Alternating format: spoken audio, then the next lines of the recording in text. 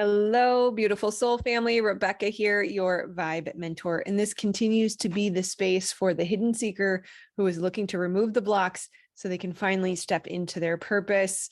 Welcome back to another video. I want to talk to you today about quitting your job before creating an exit strategy and healing your nervous system, because I do believe it is one of the worst strategies to stepping into your purpose. And of course, it is not an uncommon thing. This is why I can say through experience, after meeting with all of my clients and seeing so many people stuck in poverty and hermit mode and the lack mentality, it's heartbreaking. And it makes it so much harder for people to get unstuck and even prevents them from stepping into their purpose. So, of course, it's common for us to think that that's the only way. Right? Many people have done it, and many people in the spiritual community especially recommend exiting the corporate world or quitting your 9 to 5, going into meditation and astral traveling all day. And they even suggest that you can heal from that space. But the truth is, I've seen the evidence that speaks to the opposite, that would suggest otherwise. And it makes complete sense that we would think that that's the only option. It's tough. It's very difficult to stay in the 3D realm and try to build a bridge while working a full-time job. Heaven forbid you are a parent or also a single parent and trying to do that. It's no easy feat, that is for sure. But the reality is, not everyone who quits their job abruptly, especially, is able to step into their purpose. In fact, I would say a vast majority of the people who quit their jobs and try to manifest their life purpose struggle to do so and remain stuck. Far too many spiritual beings are stuck in hermit mode. And this is part of what is creating the hidden seeker syndrome. Right? It allows the lack mentality to creep in. It allows us to further isolate. It allows us to demonize humanity and connection. And while it is great to spend more time in meditation and connection with Source, I'm a big proponent of that. It is not beneficial to isolate, stay stuck in hermit mode, and to allow the lack mentality to creep in, which will happen if you don't have a source of income. And if we are solely relying on manifestation without healing our nervous system, this is the key. I don't want anybody to get upset that I'm suggesting that you can't manifest these things. But if you have not healed the wounds, if you have not healed your nervous system, even manifestation will be difficult. And this is why people end up being a hidden seeker or stuck in hermit mode, right? Instead of the powerful spiritual beings that we are made to be. And yes, it is all about love and light, but at the same time, we are made to be warriors. This is spiritual warfare. We have to be powerful. We have to own our power.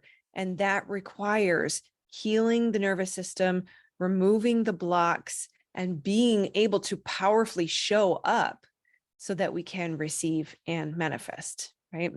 So what do, right? If we don't know what to do, if I'm stuck in the corporate world and I'm looking to exit the corporate world, what do you suggest? If I can't just up and quit my job tomorrow, what do I do? And the solution is an exit strategy. This is where I absolutely love how the almost 20 years that I spent in the corporate world has finally come into play, that it is finally serving my life purpose path. My purpose is helping you step into your purpose, by helping me use those corporate strategies to build an exit strategy for you. So here's the deal. We have to get to know who we are. We have to understand what makes us tick, what lights our heart on fire. Hold on 1 second here. Okay, I'm back. I was getting a tickle and I didn't want to suffer through it. So I thought I'd pause and take a quick drink. No big deal. So you have to know who you are. You have to know what makes you tick.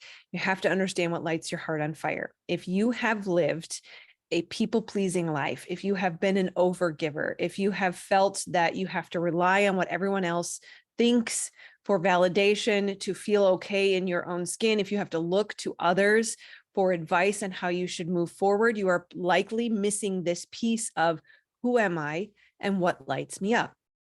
Many people, especially again in the spiritual community, were taught to look to the guru, to look to the cards, to look to the astrology. Notice how that's all outward. The answer lies within you. I used to hate that term. You have everything you need inside of you, because I didn't understand it. It made no sense. I'm like, I'm not making progress. I don't understand. I can't find this thing inside of me that you say is going to fix my problem. Well, I have the solution for you, because I struggled through it and I suffered through it.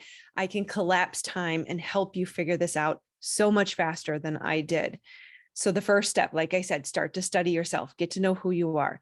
Then we want to take steps towards building our business, because while we're still in our current job, we're still in the corporate world, we're still in the 9 to 5, we're getting a paycheck, we can spend a couple hours a week getting to know who I am, recalling that little girl or that little boy and the thing that they dreamt of when they were a kid. And I understand that can be difficult for some who have experienced extreme trauma, and it causes early suppression of who you are. But I promise you it's still in there, and I promise you it's still accessible. And I'll get to how you can find it if that's your challenge. But once you kind of dig into who am I and what business might I want to start, keeping in mind it will always change, it will always evolve. It is not something that you have to worry about pinpointing the right thing to get started. You just pick something and get started. And I promise you, life will lead you to your purpose. But once you start to take steps towards building the business, guess what's going to happen? You're going to get triggered. Your greatest fears will get triggered. And that is a beautiful thing. That is exactly what we want. Another problem with the spiritual world. Don't get me wrong. I am woo-woo through and through. I was a closet spiritual for a long time, and yet I don't hide from it now at all. In fact, some of the most intelligent people, some of the wealthiest people in the world understand energetics and would be considered spiritual, but that's a topic for another day. The point is, look for your triggers. The spiritual world tells us not to look for our triggers. It tells us to isolate. It tells us to go into meditation. It tells us to raise our vibration, which means avoiding all the things that bring us down. But I have some good news. Triggers are good. Triggers are a gift. Contrary to the direction of the spiritual community, we actually want to be triggered. Triggers are the gifts that show us where we are blocked. So we take the first step of starting to identify, who am I? What do I need? What lights me up? What turns me on? Then we start to build a business and get triggered, so that you can come to someone like me or your favorite mentor, guru, trauma spotter. Very soon, I will have a list of other trauma spotters on my website that you can choose from if you don't resonate with my voice. And guess what? They're each going to have their own flavor, and you might find someone that resonates with you. So when we have identified the trigger, that's when we jump into the trauma spotting. And that's when we leverage the natural healing abilities of the body and compound that with the profound and powerful healing of our source creator, healing energy. This is how we desensitize the triggers and calm the nervous system so that we can confidently move towards our purpose. Here's the thing. There is a battle of the brains going on. We have a very intelligent brain up here, and we have a very emotional, fear-driven brain back here. No matter how intelligent you are, no matter how smart you are, no matter how much you know you need to do these things, or how much you know the strategy, or you understand the steps that it's going to take to build the business, if your fear centers are triggered, they will act as a glass ceiling every single time. The limbic system, the fear center, the emotional brain, the reptilian brain, the subconscious brain, however you want to call it, it wins every single time over the intelligent brain.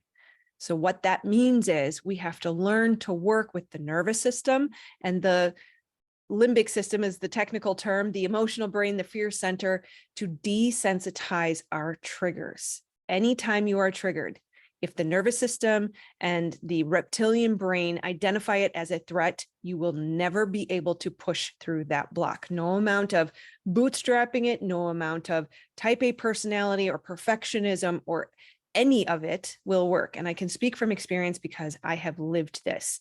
And even for those who have been successful and have pushed themselves through it, crumble at some point. It is not sustainable, because your body and your brain believe you are unsafe. And its number one job is to keep you safe. So it will pull you back down, right? So we want to Again, desensitize the triggers and calm the nervous system so that you can confidently move towards your purpose, your dreams, and your goals uninhibited. This is full mind, body, a soul alignment. I also didn't fully understand that statement. I have soul alignment. I have mind alignment. I am committed to my path and surrendered to the divine. Thy will be done. And yet, if my body says that's not safe, even at a subconscious level below my conscious awareness, hiding out in my blind spot, I will not be able to move forward towards my dreams. And again, I lived it. I went back to the corporate world because I was not able to make my business successful because I had these big triggers. So some of you might say, I don't have trauma, which is fine. Don't let the semantics get in the way. It doesn't matter. You can call it conditioning. You can call it programming. At the end of the day, if you have a highly sensitized nervous system and an overactive fear center, you could call it an overactive emotional center. You can call it a sneaky subconscious center, whatever you want to call it. Again, the semantics are not helpful because this works for everyone. This is world-changing, life-changing, unbelievable. I promise you, you can make these tiny little marginal incremental steps forward through meditation or talk therapy or hypnosis or QHHT. But I tell you, I have tried everything and nothing made leaps and bounds of change in my life, like working with the nervous system, using trauma spotting, and tapping into source healing energy. So if you have that overactive fear center in your brain, it's going to keep you from moving towards your purpose. So you can call it whatever you want to call it conditioning, call it programming. The solution is the same. It doesn't matter. Calm the nervous system, desensitize the triggers, reprogram the subconscious beliefs. And all of that happens through the power of the healing ability of the body, right? The body is naturally designed to heal. Think about it. If you get a cut, you don't have to tell the body how to heal that cut. It knows, but you can't pour vinegar and salt on that wound. You have to provide the proper healing environment. The same goes for your body, for your nervous system, and your reptilian brain. It needs the proper environment, and nobody taught us how to do that. And it is far more simple and easy and soft and fast than you ever could imagine. So remember, the body keeps the score. The body has held on to all of these triggers and wounds and conditions and programs, right? It is the key to your freedom and to your purpose. The body keeps the score. The body resolves the problems. So when you learn to work with the body and the nervous system, you literally become unstoppable. We all know that I am the creator of my own reality. As within, so without. I am projecting this movie out from my heart. Once you learn how to utilize your body, nothing can stop you. So if you try to step into your purpose with programming that tells you it's not safe, you will risk being triggered by your greatest fears and crumbling, falling back into the shrink and the hide and the closet mode that you were trying to climb out of. And you, unfortunately, will fail at stepping into your purpose. That's why we shrink back. That's why we play small. That's why we hide, because it doesn't feel safe. So you have to ask yourself the question, do you want to be the spiritual warrior you were designed to be? Do you want to step into your purpose? Do you want to escape the soul-sucking 9-to-5 job? Are you ready? Have you come to that place of being fed up? Because change does not happen until you get to that place. So are you ready to step into the full glory of the divine life purpose that is yours and only yours? No one else can do what you can do, and we need you. The world needs you to step into your purpose. It's time. So if this is you, I would love to support you. There's a coaching application below if you'd like to connect.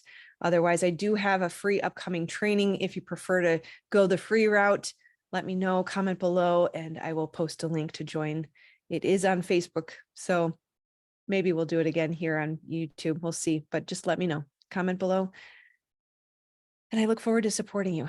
I look forward to seeing you shine instead of being a hidden seeker, or closet spiritual. Be that beacon of light that you were made to be and become the spiritual warrior you know you are. I love you, my friends. We'll talk soon. Namaste.